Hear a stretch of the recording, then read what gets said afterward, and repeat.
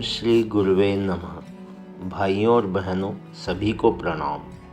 पिछले वीडियो में आपने सुना कि मनुष्य के सभी कष्टों का मूल कारण उसका असंयम ही है। असंयम बरतने के कारण ही मनुष्य अनेक प्रकार की शारीरिक व्याधियों को आमंत्रण देता है और उनका त्रास सहता है। इसी प्रकार जो मनुष्य अपनी इंद्रियों का गुलाम रहता है उसका जीवन अस्त व्यस्त हो जाता है और वह अनेक प्रकार की कष्ट कठिनाइयों का रोता रहता है। आइए इसी क्रम को आगे बढ़ाते हैं। मनुष्य के सभी कष्टों का मूल कारण जब असंयम ही है तो यह सुनकर तपस्वी श्रृंगी ऋषि ने कहा, भगवान, साधारण मनुष्य संयम को कैसे अपनाए, क्योंकि मन बहुत चंचल है, अतः आप इसे संयम पूर्वक रहने का सरल उपाय बताइए। श्रोताओं की जिज्ञासा को शांत करते हुए प्रसन्न मुद्रा में महाप्राज्ञ ने कहा, हे देवताओं, जीवन में 4 प्रकार की शक्ति ईश्वर ने प्रत्येक मनुष्य को दी है। वह है इंद्रिय शक्ति, समय शक्ति, विचार शक्ति और साधन शक्ति। इनमें से 3 ईश्वर प्रदत्त हैं और चौथी शक्ति को अर्जित किया जाता है, और इन चारों शक्तियों का सदुपयोग करना ही संयम कहलाता है।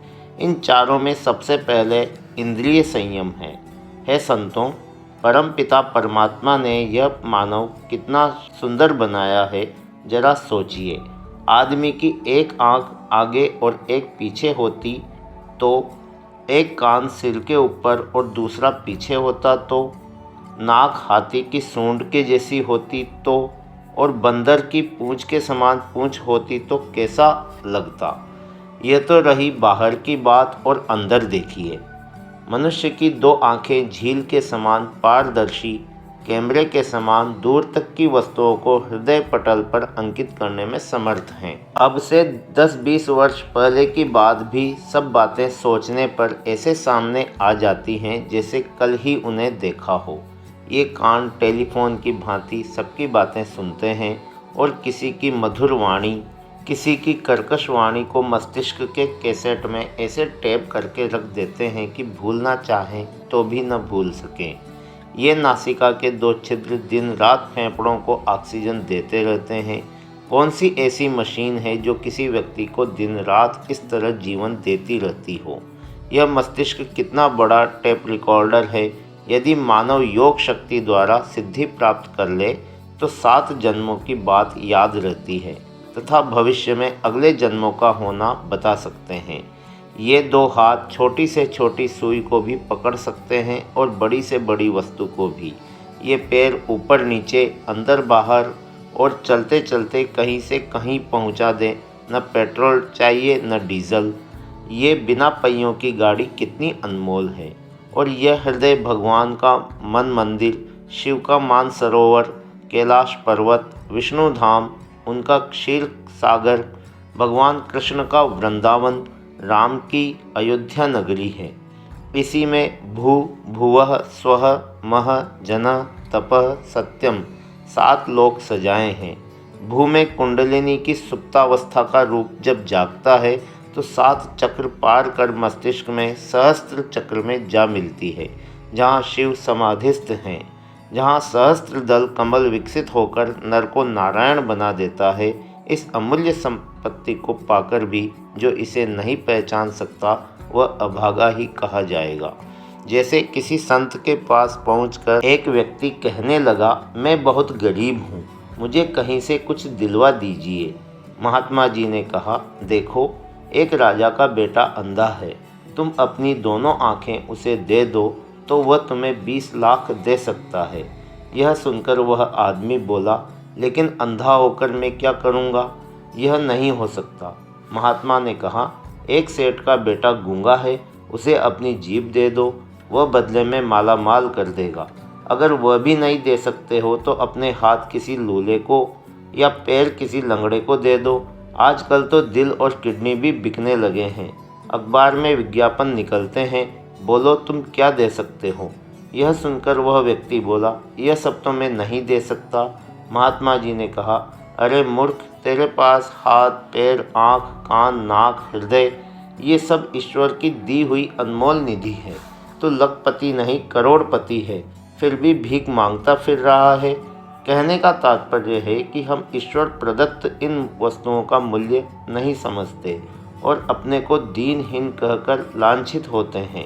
दुर्भाग्य ही है, हमने इस अनमोल खजाने को लूटने वाले काम, क्रोध, लोभ, मोह के पहरेदार बिठा दिए हैं। दूध मलाई की रखवाली के लिए बिल्ली को ही बिठा दिया है और फिर रोना रोते हैं। मानवीय उन्मत्तता ने मनुष्य को पशु से भी बदतर बना दिया है। विधाता ने मनुष्य को सर्व साधन संपन्न बनाकर धरती पर भेजा है, पर उसे शांति न मिली।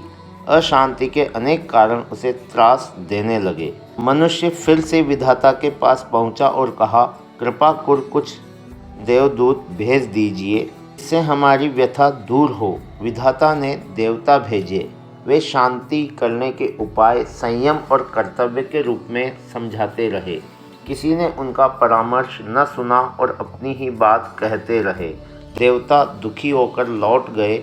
मनुष्य फिर पहुंचा और देवताओं से सहायता करने के लिए इस बार और भी विनयपूर्वक अनुरोध किया। विधाता ने सशर्त सहायता प्रतिबंध लगा दिया।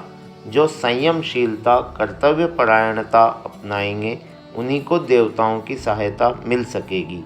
तब से वही क्रम चला आ रहा है। जो शर्त पूरी करते हैं, उन्हें ही देवता सुख शांति प्रदान करते हैं। वे दुर्भाग्यशाली हैं जो प्रभु के संदेश की अवहेलना करके जीवन रूपी अक्षय संपदा को सतत लुटाते और आंसू बहाते रहते हैं।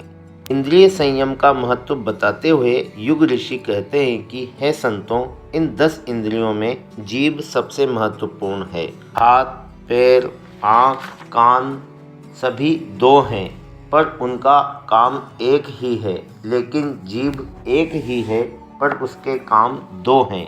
एक भोजन का स्वाद लेना और दूसरा बोलना। इन दोनों का संयम ही मनुष्य के जीवन को प्रभावित करने वाला है। भोजन का असंयम शरीर को अस्वस्थ बनाता है, तो दूसरी मन और विचार को भी प्रभावित करता है। जैसे होगा अन्न वैसा होगा मन, जैसा पियो पानी वैसी बोलो वाणी। इस समय मनुष्यों के रोगी होने का मुख्य कारण भोजन का असंयम ही है। हमें क्या खाना चाहिए, किस प्रकार खाना चाहिए, भोजन जीवित रहने के लिए करें अथवा भोजन के लिए ही जीवित रहें, यह प्रश्न विचारणीय है। आज भोजन केवल स्वाद के लिए किया जाता है। बेचारे पेट के मना करने पर भी जीभ ललचाती रहती है कि एक रसगुल्ला तो और खा ही लें। एक पंडित जी भोजन का निमंत्रण पाकर भोजन के लिए गए और आए तो पेट में बहुत दर्द था। वैद्य जी को बुलाया और उन्होंने एक गोली खाने को दी। गोली देखकर पंडित जी बोले, यदि गोली की जगह होती तो मैं एक रसगुल्ला और न खा लेता।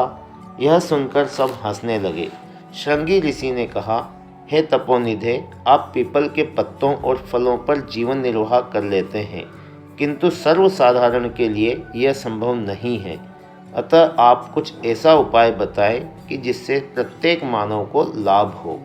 मृदुल हास्य बिखेरते हुए ब्रह्मनिष्ठ महर्षि जी ने कहा, हे ऋषि श्रृंगी जी, तपस्या तो आपकी भी कम नहीं है, किंतु फिर भी आपने सर्वसाधारण की दृष्टि से बहुत सुंदर प्रश्न पूछा है।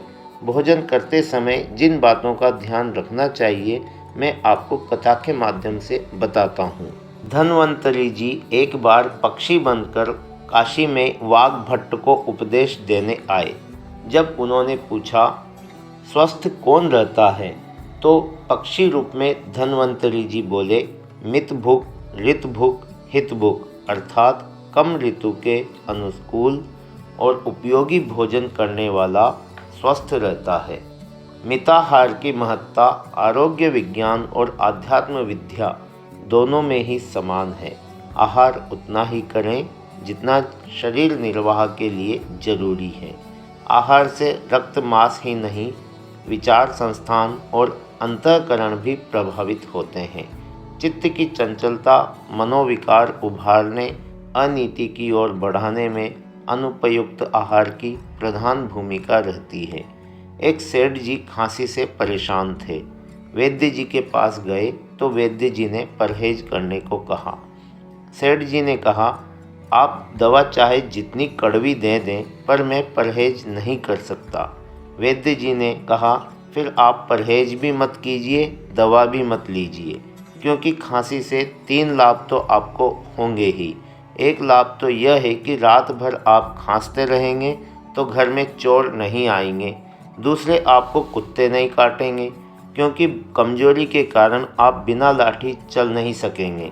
तीसरा लाभ यह है कि बुढ़ापा नहीं आएगा, क्योंकि खांसी के कारण जीवन जल्दी समाप्त हो जाएगा। यह सुनकर सेठ जी की बात में आ गई और उन्होंने खाने पीने पर नियंत्रण कर अपने को स्वस्थ कर लिया। हकीम लुकमान कहते थे कि भोजन का असंयम करके मनुष्य अपनी जीभ से ही अपनी कब्र खोदता है। भोजन का प्रभाव केवल शरीर पर ही नहीं, मन पर भी पड़ता है। अतः यह ध्यान रखना आवश्यक है कि क्या खाएं, क्यों खाएं, कहाँ खाएं, कब खाएं, कितना खाएं और किसका खाएं। गुरुदेव कहते थे कि कम खाओ और गम खाओ। भूख से 1 रोटी कम खाओ, रोटी पियो और सब्जी खाओ। भोजन का प्रभाव मन पर अवश्य पड़ता है। एक बार एक बड़े त्यागी महात्मा कहीं धर्म उपदेश करने गए और वहां से एक सोने का हार चुरा लाए। तीसरे दिन वे बड़े दुखी मन से वहां पहुंचे और हार लौटाते हुए क्षमा मांगी। गृहस्थ को बड़ा आश्चर्य हुआ कि इतने त्यागी और विद्वान होते हुए भी इन्होंने हार चुराया और लौटाने आ गए, ऐसा क्यों? महात्मा जी ने बताया, उस दिन उन्होंने जिस व्यक्ति के यहाँ से भिक्षा ली थी वह चोर था। उसका अन्न भी चोरी से लाया हुआ था। उसे खाने से मेरी बुद्धि में चोरी के संस्कार पैदा हुए। इसके बाद दस्त शुरू हो गए और अन्न पेट से बाहर निकल गया। तब सद्बुद्धि लौटी तथा आपके हार को लौटाने आया हूँ। जिह्वा का दूसरा कार्य है वार्तालाप। वाणी के संयम से बोले हुए प्यार के 2 शब्द मनुष्य को अपना बना लेते हैं। इसके विपरीत कटु वाणी अपनों को भी बेगाना बना देती है। आज वाणी के द्वारा माँ सरस्वती का बहुत अपमान हो रहा है। खुशामद तथा चापलूसी का बोलबाला है। सत्य वचन कहने से मनुष्य को डर लगता है। पहले लोग झूठ बोलते डरते थे कि भगवान के घर जाना है, झूठ कैसे बोलें। आज सत्य बोलते डरते हैं, गुंडों के खिलाफ गवाही दे दी तो वे हमारे पीछे पड़ जाएंगे। अतः इस संसार में सारे की जड़ जीभ है। द्रौपदी के कठोर वचनों के कारण ही महाभारत का युद्ध हुआ। विश्वकर्मा ने हस्तिनापुर में पांडवों के लिए जो भवन बनवाया वह अद्वितीय था। उसमें जहाँ भूमि थी वह तालाब जैसी प्रतीत होती थी और जहाँ जल से भरा सरोवर था वहाँ पर भूमि जैसी प्रतीत होती थी। जब दुर्योधन अपने भाइयों के साथ उस महल को देखने आया जहाँ भूमि थी, उसे सरोवर समझकर उसने अपनी धोती को संभाला और जहाँ जल उसे समझकर वह चला तो धड़ाम से उसमें गिर गया। द्रौपदी ऊपर के झरोकों से यह सब देख रही थी। वह खिलखिलाकर हंसी और उसने कहा, अंधों की संतान भी अंधी ही होती है। यह बात दुर्योधन को चुभ गई और उसने तभी द्रौपदी और पांडवों से इस अपमान का बदला लेने का निश्चय कर लिया। संभवतः इसी अपमान का बदला लेने के लिए उसने द्रौपदी का चीरहरण करवाया। अतः कटु वचन संसार का सबसे भयानक शस्त्र है, जिसका घाव कभी नहीं भरता। सीता जी पंचवटी में लक्ष्मण को अपशब्द न कहती तो वे कुटी छोड़कर न जाते, न सीता को रावण हरण कर ले जाता। अतः जीभ पर नियंत्रण करना आवश्यक है। भाइयों और बहनों, यह जीभ वाणी की भूमिका संपन्न करती है। वाणी का स्तर ही मनुष्य के गुण, कर्म, स्वभाव का परिचायक होता है। वाणी सुसंस्कृत हो तो जीवन देवता का श्रृंगार कर देती है। भाइयों और बहनों, आज का स्वाध्याय अब यहीं समाप्त करते हैं।